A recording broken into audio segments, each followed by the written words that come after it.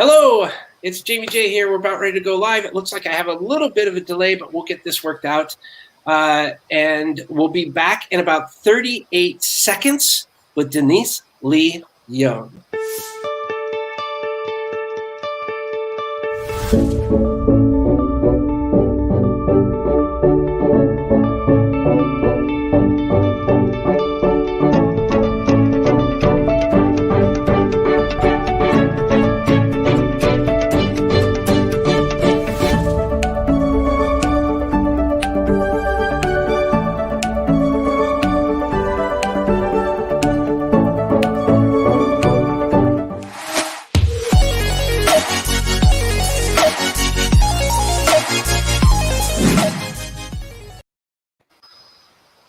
Well, hello there. It's Jamie J. I'm just turning on airplane mode on the phone here. It's Jamie J. I'm the CEO and founder of Bottleneck Virtual Assistants, and I am super excited to be talking with Denise Lee Yohn today. If you want to know why Denise can help you out and stop the bottleneck in your business, this is one of those rare times that is an incredible opportunity for me to talk to somebody that I absolutely look up to. Denise is the go-to expert on brand leadership for national media outlets, an in-demand keynote speaker and consultant, and an influential writer. And when I say influential, that's probably an understatement. She is the author of the best-selling book, What Great Brands Do, the 7 brand building principles that separate the best from the rest, and the new book, Fusion, How Integrating Brand and Culture powers the world's greatest companies. And I can't wait to dive into that. As you all know, I'm an incredible fan of culture and brand. And my video might be frozen right now, but without any further ado, I'm going to bring in Denise. Denise, can you hear me? I can, and I can see you, although you are frozen. So we'll just pretend. Right?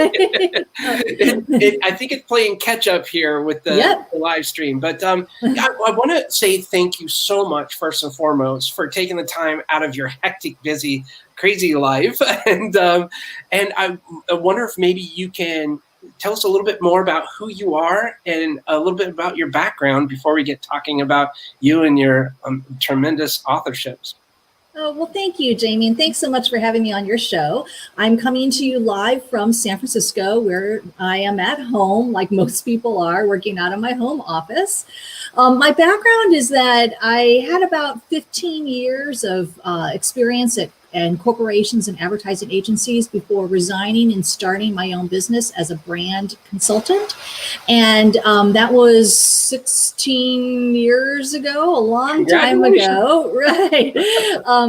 And through the years, I have kind of transitioned from doing only consulting to also being a keynote speaker and writer.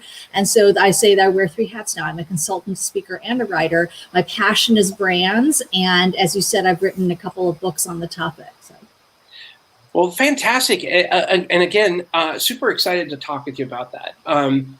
Your passion is brands. I will touch on the books and obviously show those here in a little bit as well. But what is it about brands that you're so passionate about? Yeah, well, I've always been fascinated by that. I think growing up, and I don't want to date myself too much, but when I was in elementary school, that's when like Nike first came on the scene as a really powerful brand. And I was just fascinated by it. The fact that people would go out of their way to buy the products, pay more for them, like splash their logos over everything. And so I've always been just kind of curious about how brands develop those kinds of relationships with customers. And then, as a professional, I've learned how companies actually build brands and how they cultivate organizational cultures that enable them to have great brands. Oh, that's fantastic. Well, one of my good friends, Elizabeth Berry, who loves branding as well, she says, love that. Nice to see you, EB. I think branding, like if I see a beautiful picture or I read your book, like I'm just like, wow, this is gorgeous. This is beautiful. This is fantastic. I'm not an artist. It's hard for me to create, but I can see once something is created.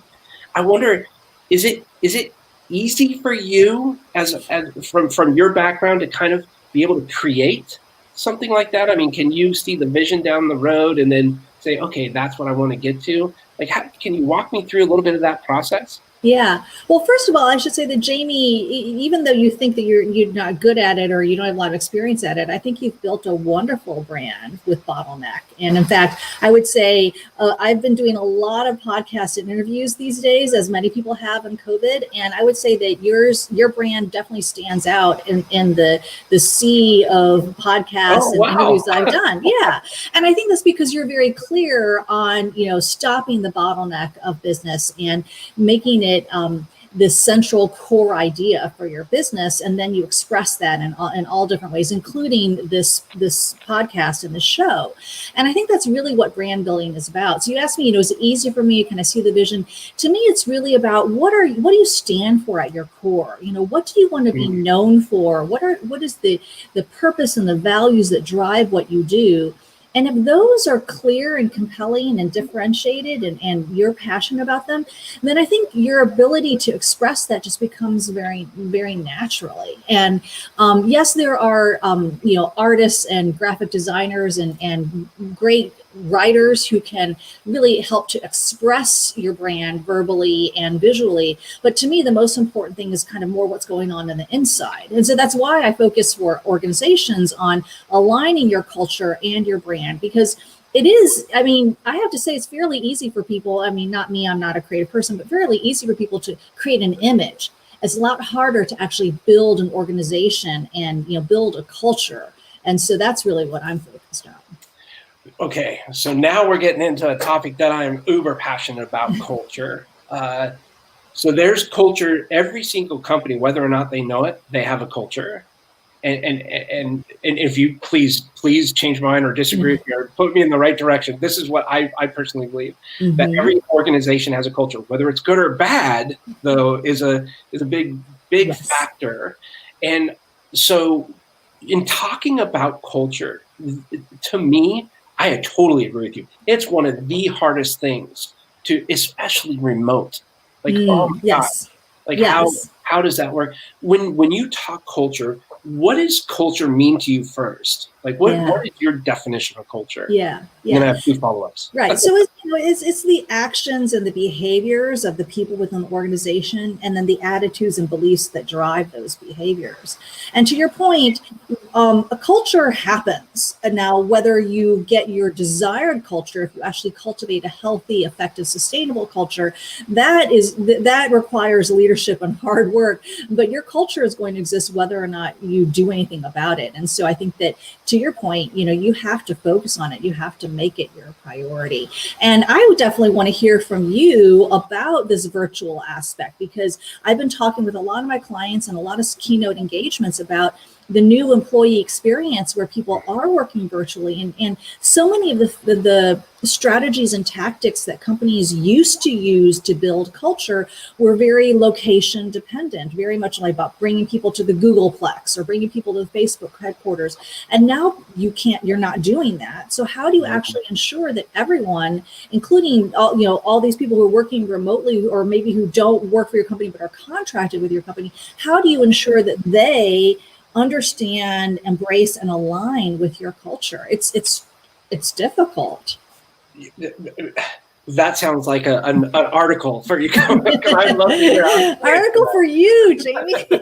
well, thank you for asking that, because I'd love to answer that, and I'd love to have you analyze it, because my belief is culture has a lot to do with systems and processes and being able to set and convey what the expectations are. And while you want people that have different opinions or ideas or concept, contrast, whatever, I think it's really important that the collective group culture really shares a core similar belief system. Like, what is the vision? What is it that we aspire to do? And what is the mission? What are our daily objectives that we're trying to accomplish day in and day out? And then what are those core values? Do we all align with those core values? And can we make decisions based on those core values moving forward? And I think from a remote-based application, my belief as it sits right now is moving forward, I think the future workplace is a hybrid model. I've seen all the research. You can probably name Yes. the research, Gartner and McKinsey and all that stuff. Certain percentage of people that are working remotely do not want to go back to work. And how does that work? In my opinion, having a remote-based business environment, we've been able to establish a really strong, powerful culture, in my opinion. And I would say very much so with our staff. Every week, we have a different leader that leads our weekly meetings. We have training specifically for that person, and they share with the other people on the team what it is that they do. And we have fun with it. Like, they get really creative in music and stuff, and we sing happy birthday, albeit on Zoom. But there's a lot of things you can do to really instill that culture, that positive culture. Moving forward, though, based on research from a company called Dojo.co, it's based on AI. They studied this organization with 200 employees. It was a SaaS company, software as a service. And they found that personal productivity increased by 67% over the 5 days that they looked at this organization. The lines of codes that these developers were writing went through the roof. However, deliverables in delivering the upgrade, the updates and the new software products dropped off by almost 50%. And they couldn't figure that out. And what they finally found out was that because of the collaboration, there were a lot more bugs that need to be worked out between the developers, and it was taking longer. So there is something that's to be said for collaboration, in person, being there, discussing, working things out, working together. But there is also, I think, through this AI, it identified the people that can work remotely. And so, which is good news for us, right? But I wonder what you say on what you think the future workplace is with collaboration, maintaining a positive culture, albeit, maybe the hybrid model, somebody working from home, people coming into the office. Yeah, well, I mean, Jamie, you just said so many things that I agree with and that I found to be true also in my research and my work as well. So you first said, it's a common set of beliefs. And so making sure that you are clear about what your purpose and your values are, and making sure that everyone who works in your organization or on your organization, it has that clarity. I think that's so important. But the other thing you said, and then you started talking about it just now, is like all of the operations and processes and actually how you work together is going to influence how people interpret that purpose and values and how they experience it. And so you have to be very intentional about those processes and practices and just kind of even the way that you're designed and who reports to who and all of that. I think it sends not only a powerful message, but it really facilitates the kind of work that you want and you need your people to do. So to the point about collaboration, well, first of all, I should say that yes, everything that I read is also it's going to be a hybrid solution. I think most workers want to have the option of working both in the office as well as from home. And so you do have to think about what is the right amount of collaboration, and then how do we facilitate that? And it might take some trial and error. The AI analysis can definitely help you identify where there might be opportunities for streamlining, and where there might be a need for QA and other parts of the process to ensure that the collaboration is productive. But I think you need to really kind of spell out, these are expectations, these are our behaviors, this is how we work together, and these are the people who work together, and these are then the results that they're held accountable for. And so you need to make that all very clear. So what you're talking about is like music to my ears, because it's exactly what I found to be true, and what I talk with my clients about as well. Well, I wish I could have said it as elegantly as you did. It doesn't come out that good for me, but I totally believe in that. And I think one of the benefits of working remotely or working from home, WFH right now, I guess that's coming out pretty popular right now. One of the biggest positives about that is it almost forces us to process out our expectations and provide workflows, because that inter-office collaboration isn't there. And one of the examples I liken it to is I used to work for a big corporate company, and when I first started, I was typing away here, and I actually said, "Hey, how do I do this?" And the person came over and he goes, "Oh, just click there and do this." And I'm like, "Oh, thanks. Okay, thanks." Well, that doesn't really help, right? Yeah, I know it. But now instead, what we do is we do something as if it's the last time we're ever going to do it. meaning that we document everything. Every click of the mouse button, that's a step. And so if we do grow or if we sell, we've got all the systems and processes there. And I think that's a positive aspect of providing that culture. Like, we live that culture to say, hey, let's do this as of the last time we're going to do it. Let's process. I love that. I love that, Jamie. And I'm going to steal that from you. That's Yay. okay.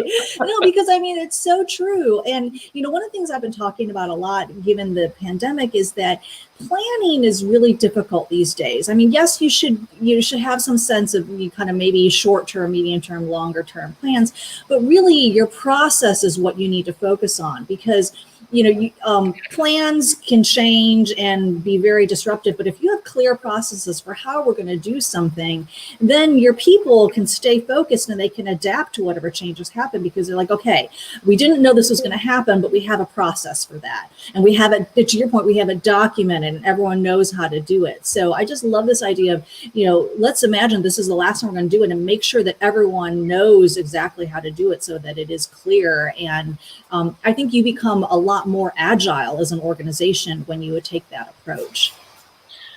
I agree. I totally agree. This is like amazing to me. And I just wish I could speak better to that. And that's probably why you're a keynote speaker. But I'd be right there cheering you on. I just geek out over this stuff. I absolutely love it. I wonder if maybe I can transition a little bit and talk to you about your books a little and what inspired. And also, by the way, everybody, I'd like to make sure, if you get a chance, I'm going to put this in here.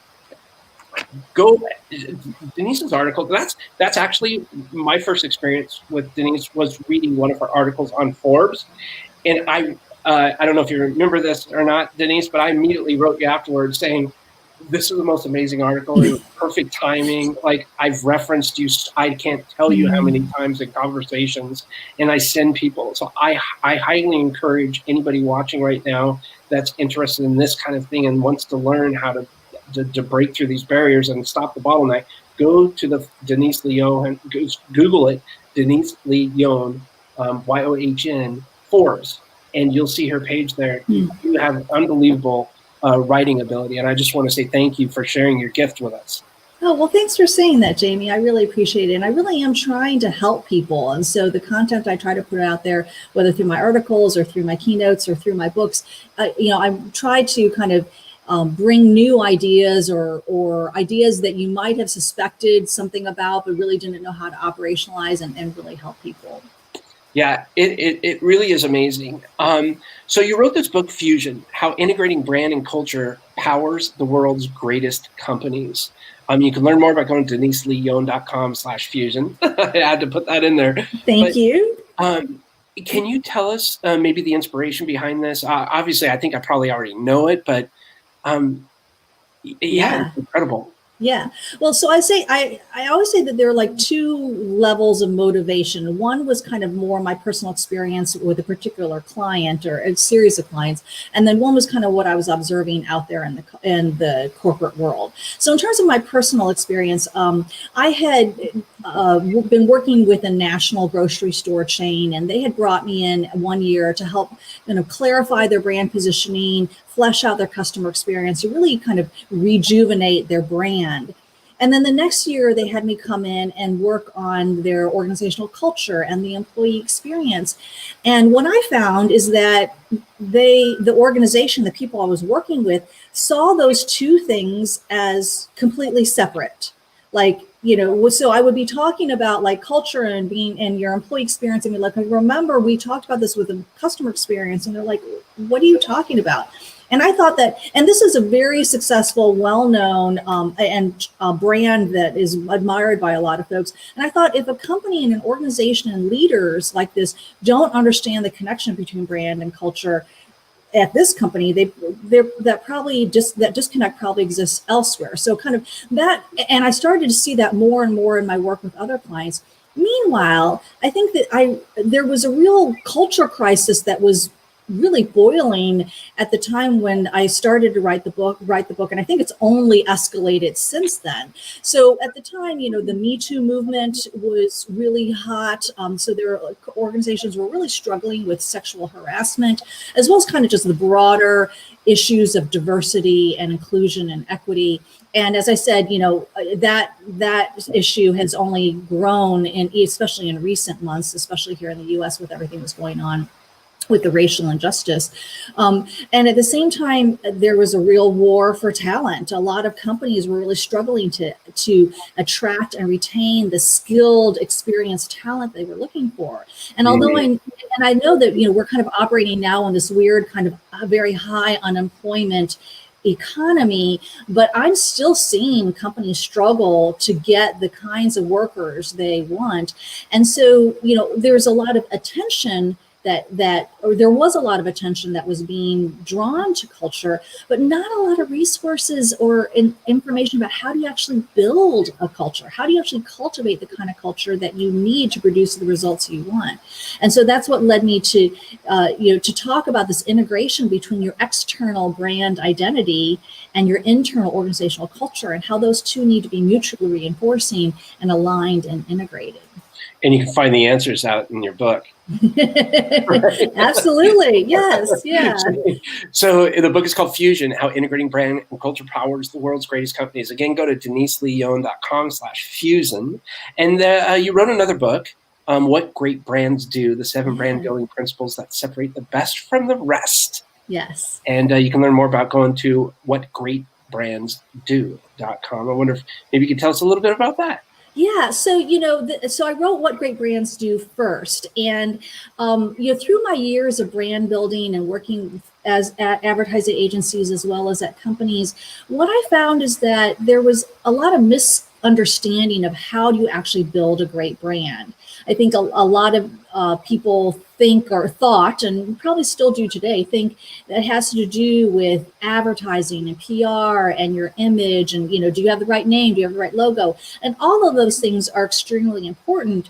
But as we said at the very beginning of this show, what's inside, what your core essence is, what your beliefs are, what really drives you, and how do you want to be positioned relative to other options that your customers have, that's the stuff that you need to make sure you get in, you set as the foundation. And so the 7 brand building principles that separate the best from the rest are all about laying that foundation. And so it starts with great brands start inside, talking about culture, which is how I end up writing Fusion also. But the book, What Great Brands Do, also talks about how sometimes great brands ignore trends. They don't necessarily follow the latest fashion or try to jump on the bandwagon, but they carve their own path. And so that they're not ever following, they're actually leading and creating movements and creating cultural movements that people and other companies end up following. And so it's just those kinds of principles, and then lots of tools and frameworks to help you operationalize those principles. That's what Great Brands Do is all about. Yeah, I love it. Difference comes to mind. Not necessarily better, but different. Yes. Jamie, I feel like we are kindred spirits, because I always say that, trying to be better is unsustainable, because people will always try to be better than you. What you want to be is unique, and unique is unstoppable. And so it really comes down to differentiation. Absolutely. I love it, because it's not necessarily being best, it's being maybe first. Maybe that's the whole thinking outside of the box, right? Yes. And what I absolutely love is how you just keep hitting home how important it is to realize what those core values are and realize what that is, because with the onset of the interwebs, right? All of a sudden competition just goes. And authenticity comes to mind, all of these unique traits that you really need to stand behind, by the way, and not just say, yes, but actually do. But this is what I think is a big differentiator, is being able to, create a brand based on, these feelings, because people have a choice. Now. Yeah, I always say that your brand is what you do and how you do it. And so it's really at that core. And to your point, I think especially now in the pandemic, where everything is online and virtual, digital. It's really hard for brands to differentiate and to be unique and to kind of say, hey, we're offering something that truly is different from everyone else. But that's the key. I think people, both customers and employees, need a reason to choose you. And when you highlight your uniqueness, that is like a magnet that can draw people to you. Yeah. Oh, Lord Almighty, you're amazing. I didn't talk to you for a long time, but I do understand and want to appreciate your time. And I cannot thank you enough for jumping on today with me and just sharing your expertise and wisdom. It's fantastic, and I'm just honored and blessed that you took the time to do so. Oh, well, Jamie, thank you. And I'm so glad we got to exchange ideas. I've learned a lot from you. And like I said, I'm going to steal some of your stuff. So you might you might see it coming up, and I'll be sure to give you credit for it. But thank you so much. Oh, you're so welcome. Is there anything else you would like to say before we wrap today? Maybe it's one extra Denise Lee Yohn word of advice or something that may help stop the bottleneck in the business of someone that might be experiencing something, on these I'll say challenging. I'm not afraid. It's challenging times, Yeah. All I would say is that, a leader is all about influence, and it's about setting a direction and then influencing people to go to it. And so you as a leader need to lead about your brand. You need to lead about your culture. It's your responsibility. No one else is going to do it. So you need to step up and lead. And so I just encourage you to think about your brand and your culture, how you can integrate those and align those so that you lead your customers and your employees and everyone else who's involved in your business. Oh my gosh. Thank you so much. Just lead, embrace it, have fun with it, enjoy it. And honesty, integrity, authenticity, all that stuff comes into mind. So Denise, thank you so much. And can you hold on for just like 20 seconds, or do you have to go? Absolutely. No, absolutely. Okay, good. I'm just going to wrap really quick, so bear with me, and thank you again. Thank you.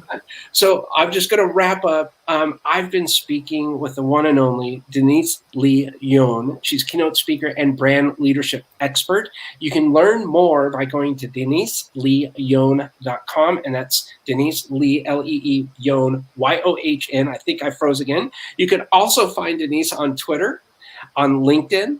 The book that she's written is called Fusion, How Integrating Brand and Culture Powers the World's Greatest Companies. And you go to deniseleeyohn.com/fusion.